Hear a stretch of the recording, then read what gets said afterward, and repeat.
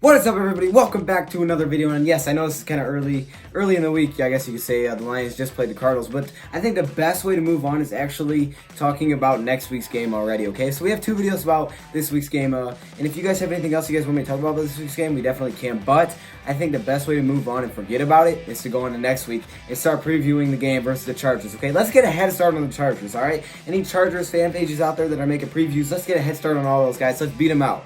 All right, so let's get right into this thing. Here's my preview for the Lions and Chargers.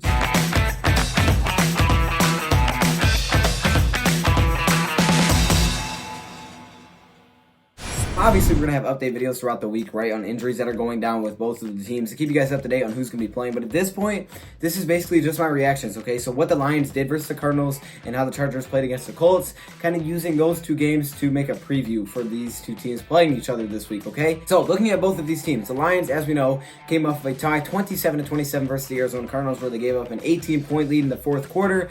But as we know, they did play pretty well throughout the entire game. And on the other side of things, the team that will be visiting Detroit this week is the Chargers, and the Chargers actually went to overtime as well. Now, they did win their game in overtime 30-24, but they did go to overtime. You'll see their game was very, very similar to ours. They played a Colts team who was Andrew Luckless, who was luckless. I don't know how to say it, but without Andrew Luck, and Jacoby Brissett was their quarterback, and yeah, he played pretty well. So let's get right into this thing. First off, Melvin Gordon is going to continue his holdout. I guess I heard he's going to be coming back around week 6 through 8. Good thing is, that doesn't affect us at all, so we won't have to go against Melvin Gordon. But they do have a different running back that played pretty well, and this is Elker. Now, Elker, they want to make it seem like he had like this crazy great game, which he did. Overall, he played really well. Looking at Elker's stats, he stepped up 154 yards from scrimmage, okay? So he played well. This reminds me kind of the Steelers thing when Le'Veon Bell held out. James Conner stepped in and played well. Very similar. Elker, though, is a guy that was undrafted in 2017, but he can do a lot of different things, okay? He's not just a one thing, right? One-trick pony, I guess you could say. He's not a guy that can only run or a guy that can only catch like Riddick. He can do both, okay? This guy had 2 receiving touchdowns and 1 rushing touchdown. 10 carries for 58 yards, which is actually pretty good for not having a lot of carries. He also had 6 receptions for 96 yards, okay? So you can see he can do both. He's definitely going to be a weapon versus the Detroit Lions, okay? Reminds me a lot of our guy, Kerryon and Ty Johnson, those kind of guys. But, yes, the Chargers did do pretty well. They were rushing for 6 yards per carry, which is a really good thing. Then passing, Phillip Rivers had a nice game, 25 for 34, 333 yards, and 3 or more touchdowns. Now, this is very similar to what Matthew Stafford did, so I think both of these teams played very similar. Like, this is a crazy good matchup because the stats are similar, the final outcome was similar. It was insane how close these games are, okay? Chargers were up 15 points on the Colts, right? And the Colts, without Andrew Luck, came back to tie this game and take it to overtime. Now, again, the difference is here. The Chargers did win in overtime. They came up with an interceptions. The Chargers won in overtime. Now, the Detroit Lions did not win in overtime. They actually tied because they ran out of time. Oh, there's a lot of time in this video, okay? So I'm going to try not to say time anymore. But anyways, as we know, very similar, right? Lions had an 18-point lead. They tie. Chargers, 15-point lead. They tie. So very crazy how this matches up. And I think these teams are very, very similar. And I think those people that want to say, okay, Lions are going to get blown out, don't. Because look, Lions can handle this team. Marlon Mack, the running back for the Indianapolis Colts, had a heyday versus the Los Angeles Chargers, okay? 25 carries for 174 yards. That's really good. So those numbers are things that we can do. Now, if you look at Lions versus the Cardinals, we only average about 3 yards per carry throughout our running backs. But if Marlon Mack can give you 174 yards rushing, I think Kerryon Johnson, Ty Johnson, and CJ Anderson can give you a way better game. At least 4 yards per carry, 4 or 5 yards per carry instead of 3. They can have a way better game versus the Chargers, okay? Now, they do have a couple of edge rushers. Their defensive line is good with edge rushers. I don't know how great they are at stopping the run. I don't think they're great at stopping the run, but they do have edge rushers, Melvin Ingram and Joey Bosa. And those are 2 guys that weren't very loud versus the Colts, I guess I would say. They combined for 2 sacks, so it wasn't like they did anything crazy. I think it's just going to come down to the Lions again protecting Stafford, because that's what we saw the weakness was on the tackle, especially Taylor Decker. We're going to have to protect that. And if Taylor Decker can't come out and play better, we're going to have to put a tight end over there. We're going to have to put someone like we did last time, like Jesse James, that help block, chip block, whatever it may be, just to give Stafford that extra second. But if Taylor Decker can go out there and ball, then we won't need that, and that'll be a huge advantage for us. Or even if we go get someone else, which I don't think we will within the week, but you never know. It's the NFL, crazy things happen. The Chargers defense is not crazy good. Now, they do have the edge rushers, but Jacoby Brissett is a backup. Remember that. Jacoby Brissett's a backup to Andrew Luck. Now, I think Brissett's one of the best backups in the league. That's just my opinion. He was 21 for 27 for 190 yards and 2 touchdowns.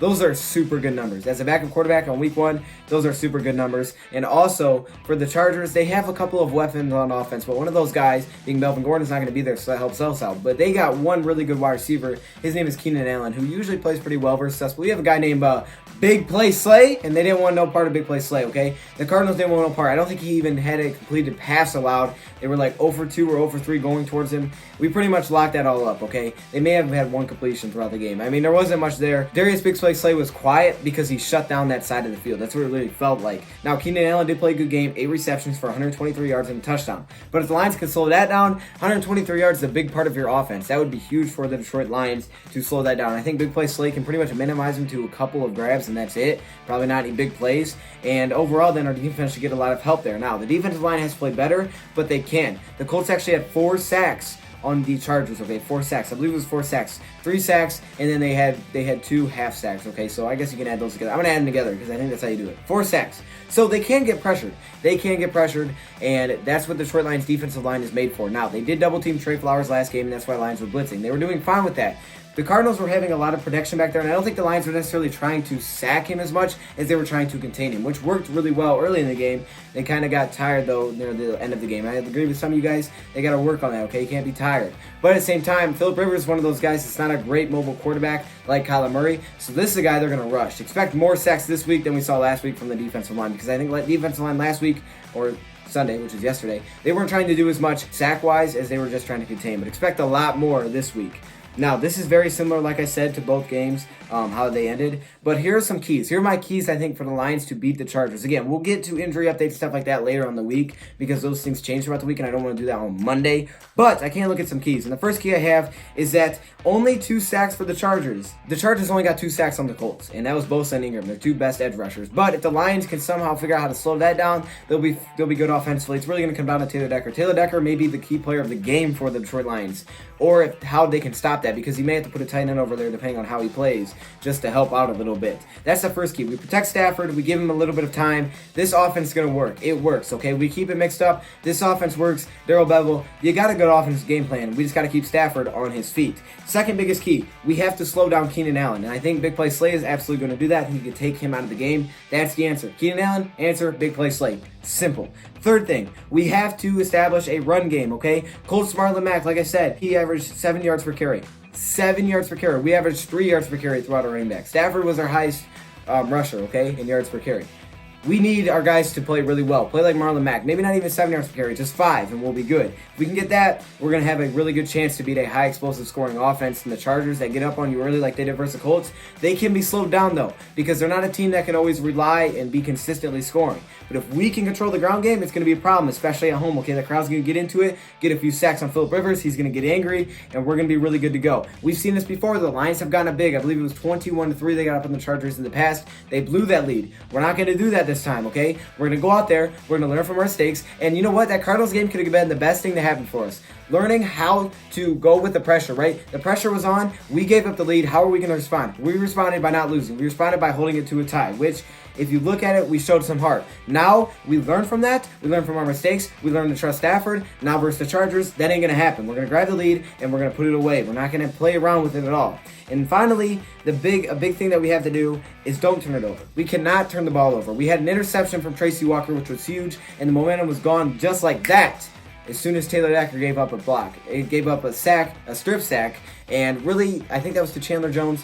Now, you could blame it on Stafford for holding it too long, whatever you want to blame it on. The fact is, we can't have that. We got to get the ball out of our hands quicker. Stafford, get it out of your hands quicker. And 2, if that's the play design, you got to block better. Okay, we're probably protecting better than that. We got to protect better than that. Okay, we have your running back there. Players need to block. And if it doesn't work, if Taylor Decker can't handle his zone, put somebody out there. Take less weapons to give Matthew Stafford more time, because Matthew Stafford has a lot more time to throw it. Someone will get open. We just have so many great players out there on the edge. So let the edge guys do their thing by protecting Stafford. I think that's the key of the game. Protect Stafford. Taylor Decker, you're the man, okay? You're the spotlight, because what I saw from the other guys was solid play. You, on the other hand, you got to step up. Now, I'm not going to let Frank Ragnow off the hook like that. Frank Ragnow had a couple of times where he completely missed at that center position. Frank, if it wasn't for Stafford making some nice moves in the backfield, we would have had a few big sacks that would have took away big plays. If you remember that big play to Amendola, it was a free rusher that Matthew Stafford avoided. We can't have that. We got to protect Stafford. That's what it's going to come down to versus the Chargers. Also, let's get some pressure. Defensive line, can we get some dang pressure? Let's get some sacks in here, y'all. I'm sick of this. We are not playing QB contain versus Phillip Rivers. I need you to light him up. I need you to get him frustrated. I need you to light him up, make him throw dumb decisions, and then that's when our secondary comes up with them picks. We saw a lot of good things last week. We can build on those. And as we know, the Chargers are favored by 2.5 or 3.5 by some things at our house. We can't let that happen, Detroit. We got to take over. We got to win this game. We got to step on their throats, like Stafford would say. Step on their throats and don't let them up until we get what we want. If you guys have ever heard that, if you haven't heard that, look it up. It's what Matthew Stafford plays. I'm sorry. I'm not creepy like that. That's what Matthew Stafford used to say. Sometimes when they would go in the huddle. But anyways, that's what we got to do. The over/under is set at 47, so we'll see what happens. But I think the Lions can easily win this game. Now I'm not gonna make a prediction yet. We'll do that later in the week. I just want to give my first look at how both teams played last weekend or Sunday, and then apply that to how they will play this Sunday. Okay? Let me hear your thoughts, comments below. Thank you, Prop, for watching, and I'm out.